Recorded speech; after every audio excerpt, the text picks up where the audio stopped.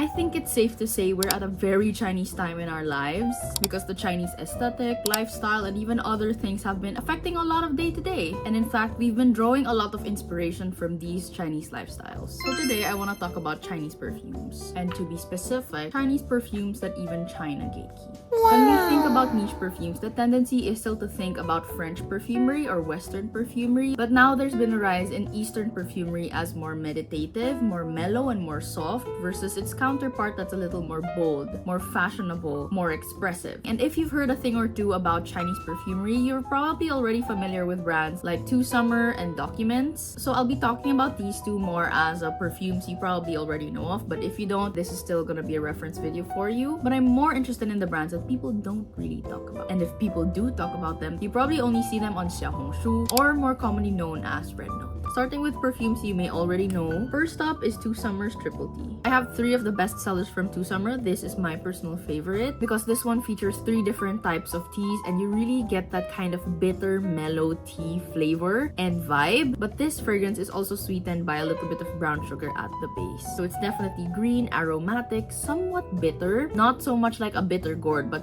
more bitter in a more grassy way. And even has a little bit of mint that's kind of cooling to the nose before you reach the base of brown sugar, and there's some dryness in it as well. It really feels like opening packets of loose leaves, but also kind of nails the experience of a steep tea with a little bit of sugar just to sweeten it up, just to round out the flavor a little bit, which is also why I totally get why Triple T from Two Summer is such a fan favorite. Moving on to another you may already know brand. This is Feather from Documents. Most known for its packaging featuring Chinese architecture because the cap is definitely super duper unique. This way we know this is a custom mold, custom only to this brand. This is the 15 ml, so it's a smaller bottle, but even the bigger bottles feature this design. This one is definitely a musky fragrance at its heart. It really looks like the bottle, or if not the bottle, it smells like the color white with the opacity turned down, which is why it's a little more translucent, with a bright and juicy tangerine at the start, and then you have florals like lotus, lily of the valley, which are both very delicate but also kind of dewy and soft, and I don't really like to say it, but moist, before it settles into a base of musk and oak moss to kind of deepen it up slightly, roughen it up just a little bit, and not rough in like a jagged or harsh type of way, just to kind of give it a little bit more edge so the shape doesn't smell like a round musk, if that makes any sense. It's definitely soft, airy, very easy to wear, and I get why a lot of people would gravitate towards this type of scents. And now let's move on to the more interesting brands because these are kind of hard to find. But the last time I checked, there may be some brands that are starting to open up Instagram profiles now, so at least that's a good sign if you're traveling to China anytime soon and want to get your hands on any of these brands. First up is this one from the brand Betmay, or probably the Chinese name Beimang. This is Tie Guanyin, which is a kind of oolong tea. Not to be confused with Triple T from Two Summer, this is still a tea fragrance, but this one smells slightly stronger and more green, and definitely a lot bolder, as there's something more explosive about the texture of this fragrance, because this one features a tea that's a little more floral, a little more leaf-like as well, and this one is not as bitter as Triple T, yet at the same time also not as sweet as Triple T, because this one doesn't have brown sugar, and I can't find the list of notes for this, so sorry about that, but this fragrance really feels like a love letter to tea drinkers by tea drinkers, if you know what I mean. I truly haven't smelled anything quite like it, but if I were to try my best and describe it with my education from Asia Perfume Foundation as well as ISIPCA, I'd probably describe this to be green, aromatic, floral, but floral is probably like right here and green and aromatic is right here. But it smells like there's a lot of wood mixed into it, but like the tea leaves were probably put in like a wooden spoon and you can just smell the aroma of the teas. I don't know, that's the visual that I can think of when I smell it. Next up is this one from the brand Cui Yun. This one is Naxi Emberglow, slightly reminiscent to Margiela replicas by the fireplace, because this one is also sweet, woody, smoky, and resinous. So it's similar in that fragrance family or vibe type of way, but there definitely is a difference in nuance because there's something more soft and more ethereal about this one. Like, yes, it feels like you're by the fireplace or maybe camping out, toasting marshmallows, as there is this like toasty vibe to the fragrance as well. And when you look at that juice, it really looks warm,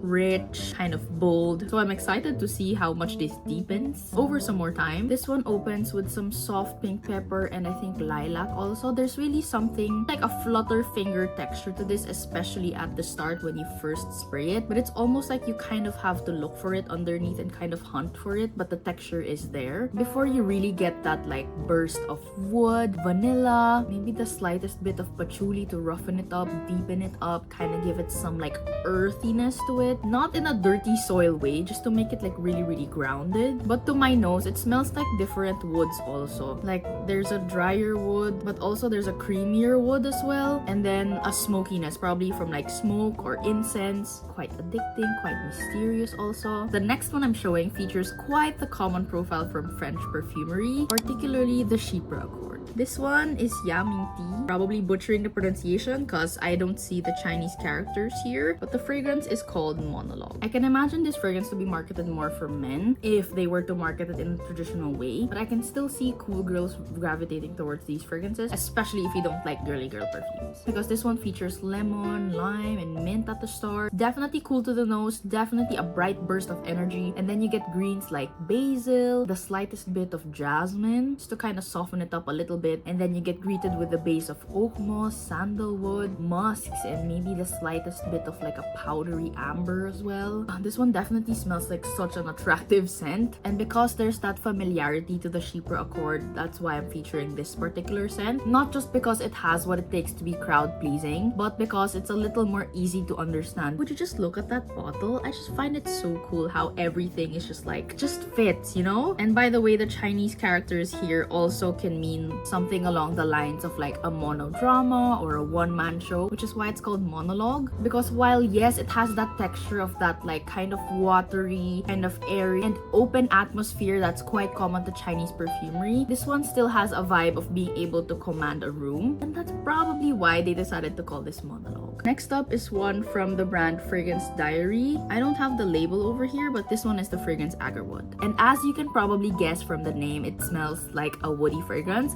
but this one features agarwood alongside other woods as well, so you really get different textures of woods blended into this like really nice, well-balanced woody fragrance with a little bit of amber as well. It feels like a polished wood. It's woody, yes, it's grounding, but it doesn't smell like a woody fragrance that's jagged or trying to be a lot of different things at once. It almost feels like a wooden table or a wooden shelf, like when you run your hands along it and it feels smooth, even if the woods used here are quite bold, and these are woods that you can probably see in like super statement head turner woody perfumes.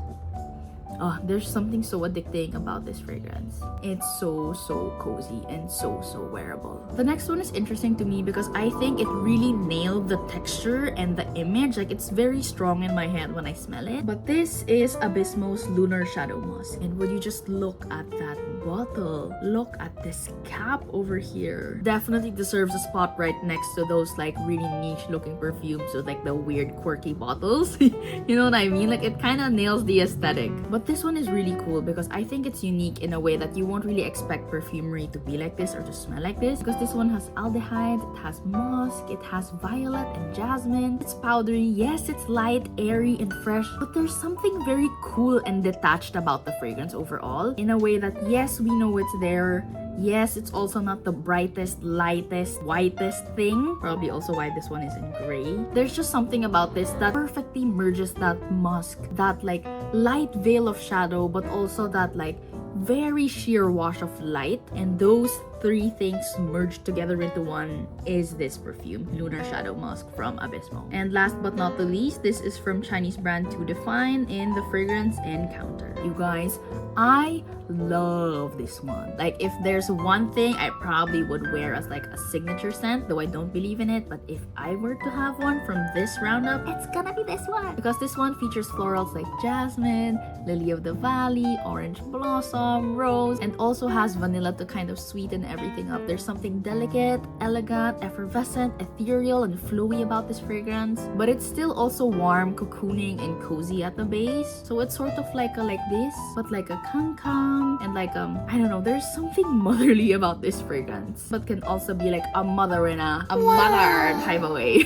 Because it's creamy because of the white florals, but there's something also very feminine and soft about it, probably because of the rose, and then kind of sweeter, and gives the visual or texture mixture of like milk or syrup with the vanilla and tonka bean. You also have musk to kind of clean it up at the base. Just something so alluring about this fragrance. Like when I smell it, I just feel so comforted. I feel so calm and serene. Like I'm met with a moment of peace with this fragrance. Encounter from To Define is definitely a masterpiece. And because there are similar themes with this particular curation and roundup, let's talk about a comparison segment, if you will. Starting with the two tea fragrances. I kind of touched it briefly, but we have to compare them side by side, and let me tell you a little bit about the difference of these two. Tie Guanyin is definitely floral, creamy, sort of like a light roast, whereas triple tea is 3 different types of tea, specifically green tea, black tea, and oolong, I believe, and is sweetened by a little bit of brown sugar at the base. In Western perfumery, tea is usually an overarching vibe and is almost always partnered with citruses, but with Tie Guanyin, this one definitely nails tea as a structure. It gets the nuances, it also gets the green-like nature of tea, and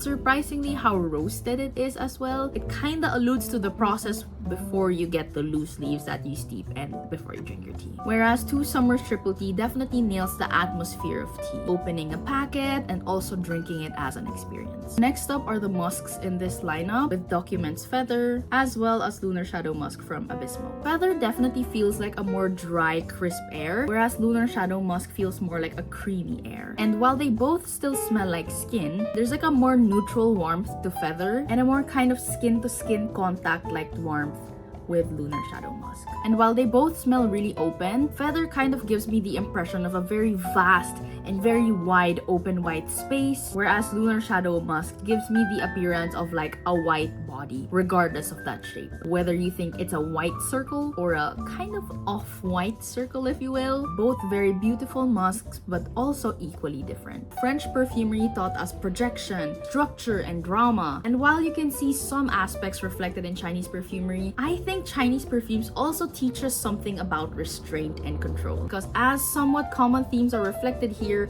there is this like mellow quality overall that I find very interesting. These scents aren't made to dominate a room, but they're more so about existing in proximity or existing in a particular space. Kind of makes sense because the Chinese influence isn't just economic, it's also aesthetic. And I guess it reflects in perfumery too. I hope you enjoyed this video. Let me know which perfume you're most curious about in the comments, and I'll see you in the next video.